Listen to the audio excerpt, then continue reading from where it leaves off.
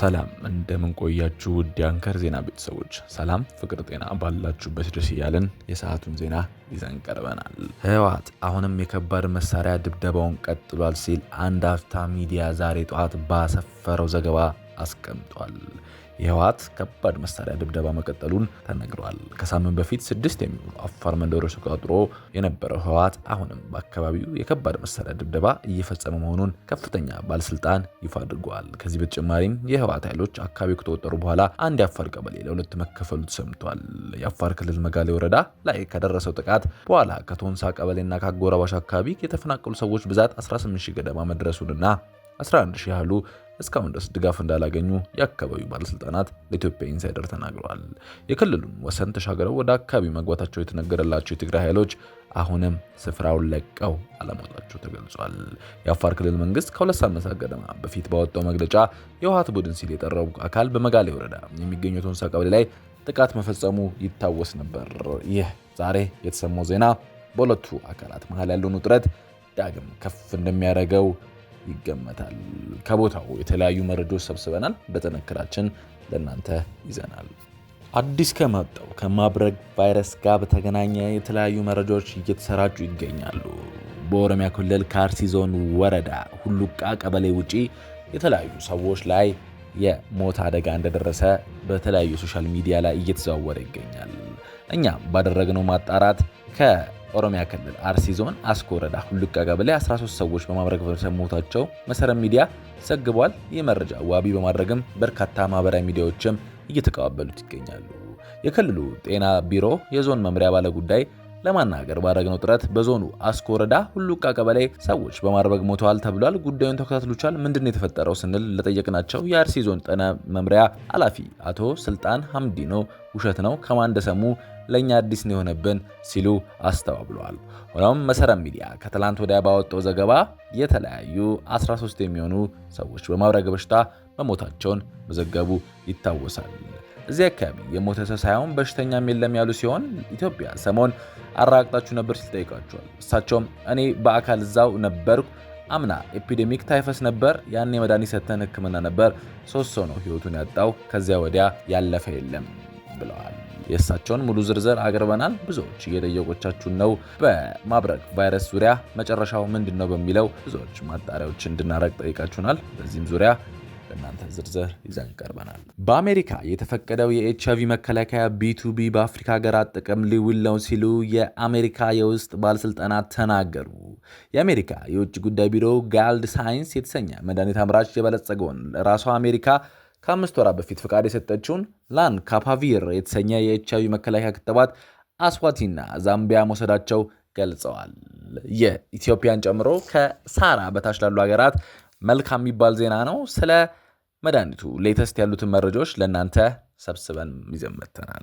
የተወደዳችሁ የአንከር ዜና ቤተሰቦች መረጃውን እየሰማችሁ አብራችሁን ስላላችሁ እናመሰግናለን። መረጃውን እየሰማችሁ ባላችሁበት ሁኔታም ላይክ፣ ሼር ማድረጋችሁ እንዳረሱ። ለቻናላችን እንግዳ ከሆናችሁ ሰብስክራይብ አድርጋችሁ ከአንከር ዜና እንድትወዳጁ በአክብሮት ጋብዘናል። አሁን በዝርዝር ወደ ያዝናቸው መረጃዎች እናልፋለን። ህወሓት ዳግም ከባድ መሳሪያ ተኩስ እየፈጸመ እንደሆነ የአንድ አፍታ ሚዲያ ቤተሰብ እየተነገረ ይገኛል። ከሳምንት በፊት አፋር ክልል በመግባት ጥቃት ያደረሰው የህወሓት ቡድን ዳግም ከባድ መሳሪያዎችን እየተኮሰ እንደሆነ መረጃዎች እየወጡ ይገኛሉ። ከሳምንታት በፊት 6 የሚሆኑ የአፋር መንደሮችን ተቆጣጠረው ህወሓት አሁንም የአካባቢው በከባድ መሳሪያ ድብደባ እየፈጸመ መሆኑን ከፍተኛ ባለስልጣን ይፋ አድርጓል ሲሉ አንድ አፍታ ዘግቧል። ከዚህ በተጨማሪም የህወሓት ኃይሎች አካባቢውን ከተቆጣጠሩ በኋላ አንድ የአፋር ቀበሌ ለሁለት መከፈሉን ሰምቷል።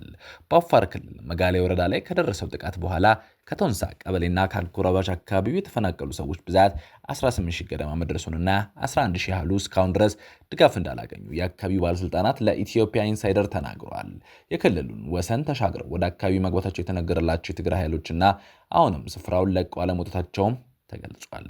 የአፋር ክልል መንግስት ከ2 ሳምንት ገደማ በፊት ባወጣው መግለጫ የህወሓት ቡድን ሲል የጠራው አካል በመጋሌ ወረዳ በሚገኘው ቶንሳ ቀበሌ ላይ ጥቃት ፈጽሞ 6 መንደሮችን በጉልበት ተቆጣጠረ ሲሉ ወንጅሎ ነበር። የትግራይ ክልል ጊዜያዊ አስተዳደር ከአንድ ቀን በኋላ ባወጣው መግለጫ የትግራይ ክልል ኃይሎች ወደ አፋር ዘልቀው ጥቃት ፈጽመዋል መባሉ መሰረተ ቢስ ሲል ማስተባበሉ አይዘነጋም።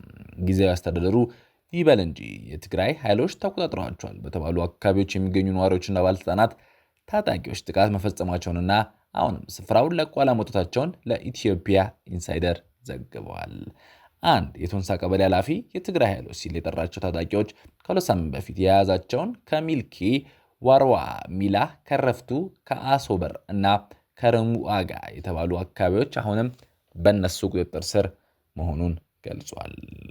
ከሁለት ሳምንት በፊት አዋራዋ ከሚባለው አካባቢ ተፈናቅለው ወደ አሮሪ የሚባለው ቀበሌ አካባቢ ከሌሎች ተፈናቃዮች በአንድ ትምህርት ቤት ውስጥ በሚገኝ ዛፍ ጥላ ስር ተጠልለው የሚገኙ ሌላ ነዋሪ በአካባቢው የሚገኙ የአፋር ክልል ሚሊሻዎችና ልዩ ኃይሎች ጋር እየደወሉ ሁኔታውን እንደሚከታተሉ ተናግረዋል። ከጸጥታ ኃይሎቹ ባገኙት መረጃ መሰረትም በአካባቢው አሁንም የትግራይ ኃይሎች እንዳሉ ማረጋገጣቸውን ኢትዮ ኢንሳይደር አስረድቷል።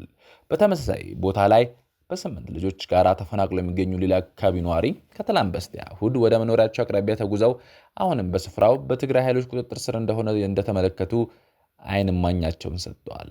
እነሱ እዚህ ያሉ መመለስ አንችልም ሲሉ ቀያቸውም አካባቢም ትተው ተፈናቃዮች ወደ ተሰበሰቡበት ስፍራ የተመለሱበትን ሁኔታ አስረድተዋል። ኢትዮ ኢንሳይደር በስልክ ያነጋገራቸው የቶንሳ ቀበሌ ኃላፊ የትግራይ ኃይሎች አልፎ አልፎ ከባድ መሳሪያ እንደሚተኩሱም ገልጿል። የመጋሌ ወረዳ እንስሳት እርሻና ተፈጥሮ ሀብት ጽሕፈት ቤት ኃላፊ አቶ አብዱ አህመድ በበኩላቸው የትግራይ ኃይሎች አካባቢውን ከተቆጣጠሩ በኋላ የቶንሳ ቀበሌ ለሁለት ተከፍሎ ነው ያለው ብለዋል። ግማሹን የአፋር ክልል ሲያስተዳድረው፣ ግማሹን ደግሞ የትግራይ ኃይሎች አሁንም እንደያዙት አቶ አብዱ ተናግረዋል። የቶንሳ ቀበሌ ባለበት መጋሌ ወረዳ ተፈናቃዮች ጉዳይ የሚከታተሉ ቢሮ የሚመሩት አቶ አብዱ ከሁለት ሳምንት በፊት ለኢትዮ ኢንሳይደር በሰጡት ቃለ ምልልስ ከ3 ቀበሌዎች በድምሩ 2000 በላይ ሰዎች መፈናቀላቸውን መዘገባቸው ይታወሳል። ከሰሞኑ በማርበርግ ቫይረስ ዙሪያ ብዙ የተለያዩ ዘገባዎች እየወጡ ይገኛሉ። በኦሮሚያ ክልል አርሲ ዞን አስኮ ወረዳ ሁሉቃ ቀበሌ 13 ሰዎች በማርበርግ በሽታ መሞታቸውን መሰረት ሚዲያ መዘገቡን ዘግበን ነበር። ይህን መረጃ ዋቢ በማድረግ በርካቶችም ማህበራዊ ሚዲያቸው ላይ ተቀባብለውታል። ቲክቫ ኢትዮጵያ በክልሉ ጤና ቢሮ የጤና ዞን መመሪያ ስለ ጉዳዩ ማብራሪያ ጠይቆ ነበረ። በዞኑ አስኮ ወረዳ ሁልቄ ቀበሌዎች በማርበርግ ሞተዋል የተባሉ ጉዳዮች ተከታትላቸዋል? ምንድነው የተፈጠረው ሲል ለጠየቅናቸው ጥያቄ የአርሲ ዞን ጤና መመሪያ ኃላፊ አቶ ሱልጣን አምዲኖ ውሸት ነው፣ ከማን እንደሰሙ ለእኛም አዲስ ነው የሆነብን ብለዋል። እዚያ አካባቢ የሞተ ሰው ሳይሆን በሽተኛ የለም ያሉ ሲሆን ቲክቫ ኢትዮጵያ ሰሞኑን አረጋግጣቸው ነበር ሲል ጠይቋቸዋል። እሳቸውም እኔ በበኩሉ እዛው አስኮ ነበርኩ፣ ትናንትና አምና ኤፒዴሚክ ታይፈስ ነበር፣ ያኔ መድኃኒት ሰጥተን ሕክምና ነበር፣ 3 ሰው ነው ህይወቱን ያጣው፣ ከዛ ወዲህ ምንም አይነት ነገር የለም ብለዋል። ግን እኮ ሁልቆ ላይ 13 ሰዎች ሞተዋል ስንላቸው እንኳን 13 ሰው ህይወቱን ያጣ አንድ ሰው የለም፣ የታመመም ሰው የለም ሲሉ ምላሻቸውን ሰጥተዋል። እያስተባበላችሁ ነው የተከስተኛ አለምንድሩን በምን ታረጋግጡላችሁ ተብሎ ለተጠየቀያቸው ጥያቄ እኔ ትላንት በአካል እዛው ወረዳ ላይ ነበርኩ፣ በሌላ ክልሎች የትኛ ቲሞች ወረዳው ላይ ያሉ ዛሬው እዛ ነው ያሉት ብለዋል። ስለ አስኮ ሞት ተመሳሳይ ጥያቄ የቀረበላቸው የኦሮሚያ ጤና ቢሮ ኃላፊ አቶ ተስፋዬ ከበበው በበኩላቸው ከዞኑ ወረዳ ጋር አይተነዋል፣ የቆየ ነው፣ የ1 ዓመት የቆየ ኬዝ ነው ብለዋል። ኤፒዴሚክ ታይፈስ ተብሎ ሲታከሙ ነበር፣ ያንን እንኳን እስካሁን ድረስ ነው ያለ ሪፖርት ብለዋል። 13 ሰዎች በማድረግ ሞተዋል በሚባል ማህበራዊ ሚዲያ ላይ እየተሰማ ያለው ነገርስ ምን ይላሉ ተብሎ ለጠየቅናቸው ጥያቄ አሁን ከሳምንት በኋላ ሳይሆን የቆየ ነው፣ ከወር በፊትም የነበረ ነው፣ ሲሰሩበትም ነበረ፣ አቅርቦት እዚህ አካባቢ በብዛት የለም ብለዋል።